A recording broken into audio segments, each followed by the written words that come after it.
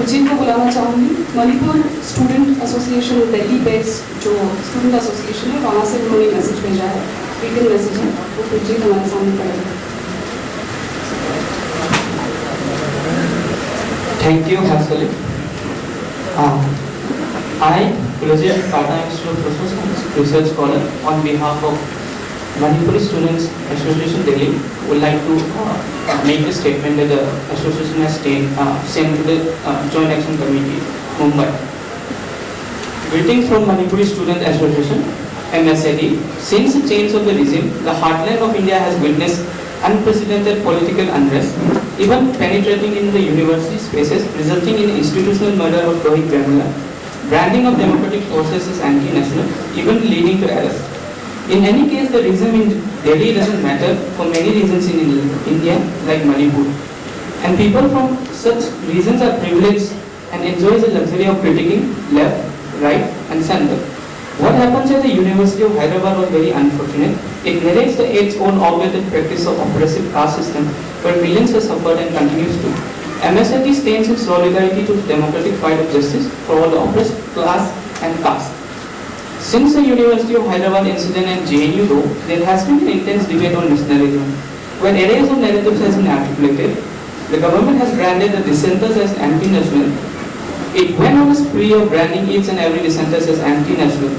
MSAD expresses solidarity and salutes the fight against freedom to dissent, but MSAD is also very much critical and skeptical about the form of protest emerging out of JNU. No doubt the Indian state has adopted a strategy of taking students anti-national from University of Hyderabad to JNU, but most JNU students fail to critique the very idea of nationality and nationalism. Instead, at the various protests in relating to JNU, there has been a constant showcase by the students and other supporters to prove themselves as nationalists with the use of symbols of nationalism such as the waving of the tricolour flag, trying to prove themselves as more nationalists. The debate went into who is more nationalist and who is actually an anti-national. Narendra Modi speaks of Kashmir as an integral part of India, so does JNU intellectuals, students and all alike. So it appears that the left-oriented JNU students and intellectuals are no less than the nationalists, but whether Kashmir or Manipur would be an integral part of India lies with the decision of the people of Kashmir and Manipur. There is a conversion of right to left and left to right. While members of ABVP resign on the ground and the BJP has become fascist, the so-called left are trying to prove themselves as more nationalists. There is no left, right or center. When politicians reach the parliament, they are only nationalists. Many JNU and alumni proclaims themselves as the left, but it becomes a very different story when they start practicing electoral politics. India is a multinational state and the idea of nationalism needs a critical look. An absolute blind faith in the constitution that allows more than 50 years of armed forces which were passed in 1958 seems to suggest a sorry condition of the intellectuals. There are less than 10 scholars in India who are ready to talk about the history and the politics of the turbulent Northeast India. All the intellectuals, be it left, right, be it historians or social scientists, runs away from the issue claiming that they are not the quote and unquote expert of the Northeast.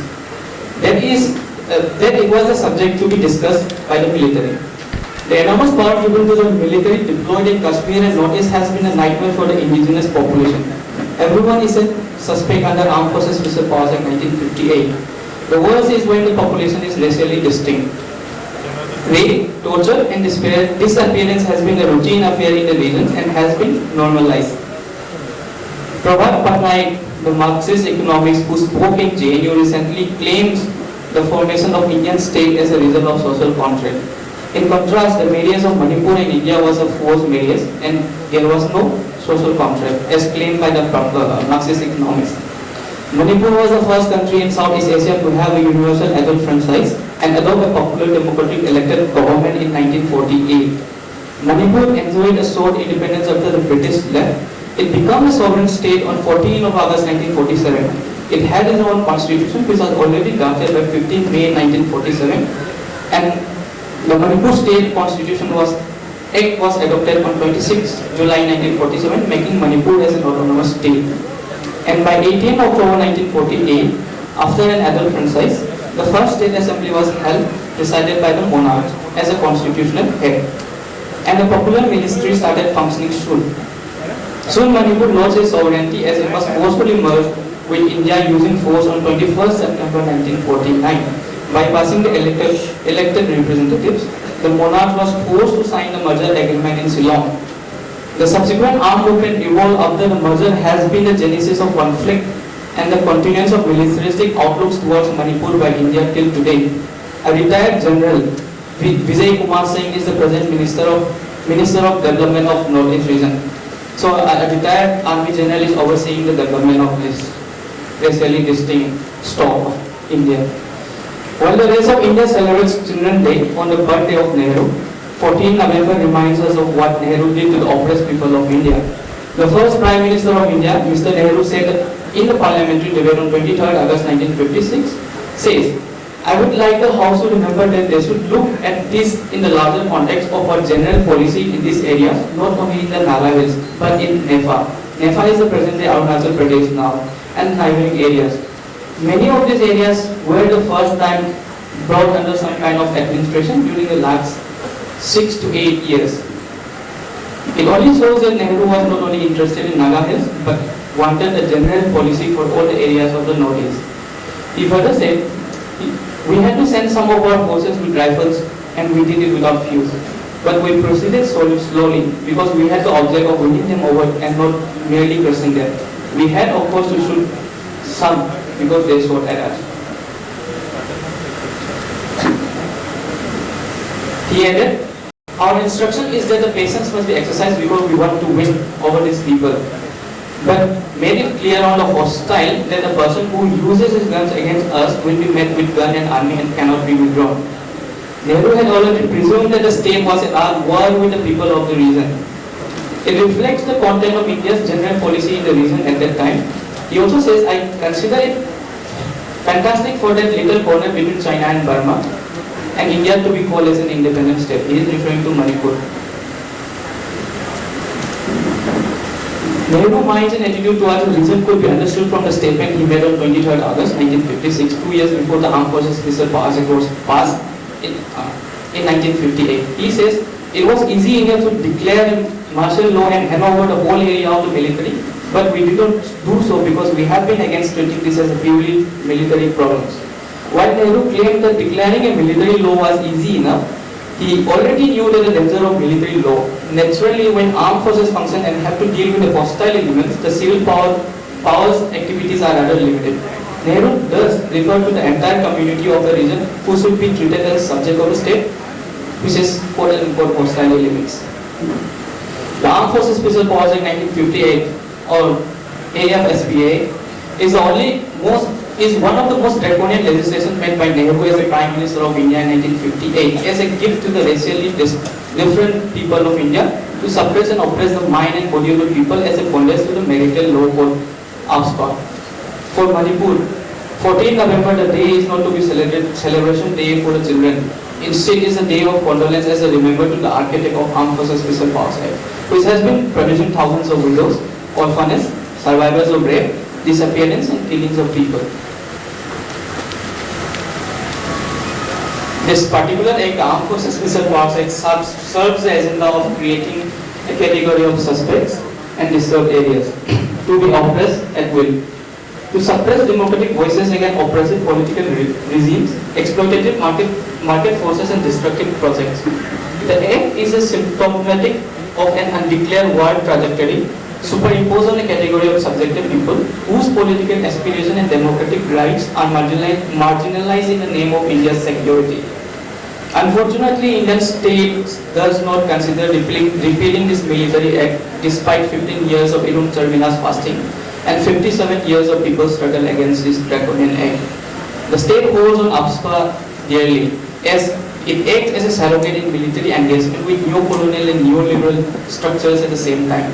The agencies such as the military establishment and the corrupt personnel operating on the ground uphold the Armed Forces Special Powers in the name of counterinsurgency as it serves certain extra institutional personal interests. The idea of absolute belief in the Indian judicial system is ridiculous. There is a need for a critique of the judicial system, which is an elite institution, turning a blind eye to the underprivileged, where thousands of prisoners have much less than a trial because they could not afford to fight a case. Hardly there has been any changes in the structure of state institutions like the police, military, bureaucracy, which works on the colonial structure. The Indian state, which is a result of the colonial rule, has not changed much for the oppressed and underprivileged. The status quo remains the same. The state is still run by the elites who make no differences with the British rule. The rapists and murderers of Hamza Manorama Devi still remain scot-free. And Manorama is not a single case in Manipur. Manipur has been a killing field and a culture of absolute impunity prevails. An overwhelming 1,520 extrajudicial killings by the state and state forces has been documented by an Imphal-based human rights group since 1979 to till 2012, which includes 31 women, 98 children. The sufferings of people goes beyond the state. One migrates to cities like Delhi, Bangalore, Mumbai, etc. People hailing from what has been subject to racial discrimination, and in many instances, people from this region has been raped, murdered in the above mentioned cities. The Indian state does not even acknowledge the existence of racism. MSAD believes that the fight of democracy and justice has to take beyond the university walls, up to the peasants, to the poor, to the underprivileged, and to the oppressed. In universities, particularly JNU, Hyderabad Central University and Jadavpur University has seen the dissent against authoritarianism, and the recent militarization of University of Hyderabad is condemnable. But we must not forget Manipur University, where an army camp stands right in the middle of the campus. While the army camp is too much for itself, it puts right behind the women's hostel, and army convoys are a regular sight for them. The presence not only signifies the physical oppression but also the oppression of thoughts. Universities where thought formulation in the academia takes place, it is also under the supervision of the university, of which all the democratic forces must fight. Once again, MSAD stands for the freedom to dissent and fight against oppression. Then the fight must be expanded to all the universities and beyond the wall of the universities. Long live student struggle, long live people's struggle for democratic rights, long live democracy. Thank you.